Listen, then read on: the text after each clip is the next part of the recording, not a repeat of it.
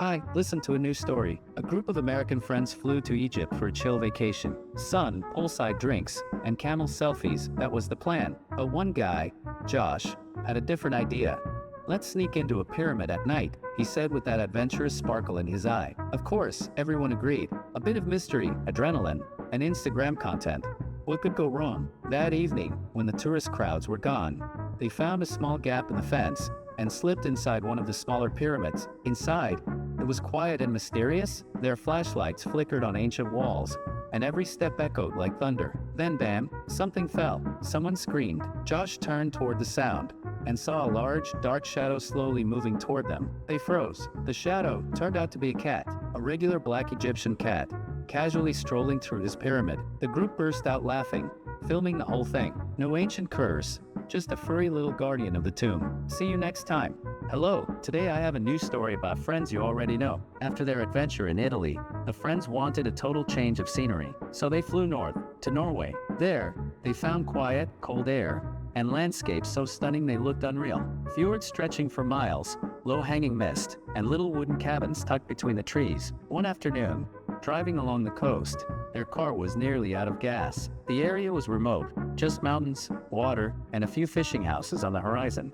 There's nothing out here, Tom muttered, eyeing the blinking fuel light. Wait, I saw something. Sarah pointed. They turned off onto a narrow gravel road and found a small wooden cabin with a hand-painted sign. Cafe Giro, coffee and peace. Inside, it was warm. Wooden walls, stone fireplace, the sweet scent of cinnamon, shelves of books, postcards, and an old coffee machine hummed quietly. But no one was there. Just a sign. Choose your coffee, leave a note, pay what you want. It was a trust cafe, left by locals for travelers passing through. The group spread out. Sarah made coffee for everyone. Josh found a guest book filled with handwritten notes from all over the world. Tom snapped pictures, then dropped a 20 kroner coin in the jar. They sipped slowly, laughed quietly, and stared out the window, where a red sun was sinking behind the fjord. No staff, no noise, no pressure. Just them, coffee, and the sense that maybe the world's still full of good people. I hope you enjoyed my new story. See you soon, bye-bye.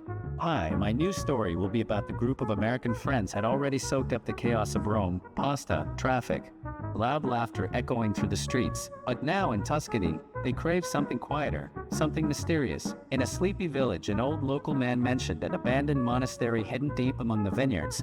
Monks left in the 90s. No one goes there now, he said with a grin. Maybe they should. It sounded like a challenge. Within the hour, they were on a winding countryside road, pulling up beside a stone wall overtaken by ivy. The monastery loomed ahead, half swallowed by time and silence. The sun was setting. A gentle wind rustled dry leaves. Josh pushed open the old wooden door with a loud creak. The air inside was cool, still, and carried the scent of old stone and dust. Their flashlights flicked across cracked frescoes, worn benches, and forgotten religious relics. It felt like the monks had left just yesterday. Suddenly, ding! A sharp metallic sound echoed from deeper within. Everyone froze.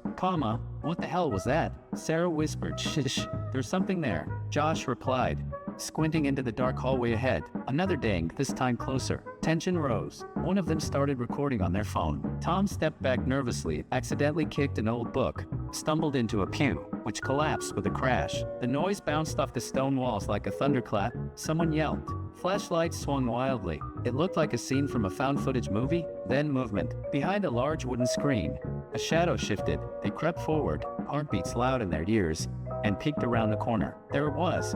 A big wooden crate, full of dusty wine bottles. Next to it, a small sign read, local tradition, leave a bottle, take a bottle. A blessing for travelers? On the door, a small string with a bell, gently swaying in the breeze. That was the sound. Just a bell, just wine. They burst out laughing. So much for ghosts, said Josh, picking up a bottle. Best blessing I've ever got. Tom grinned. Let's take it home, to be sure, Sarah added. And just like that, their late-night horror turned into a legendary memory. The wine swap of Tuscany. That's all for now. See you soon.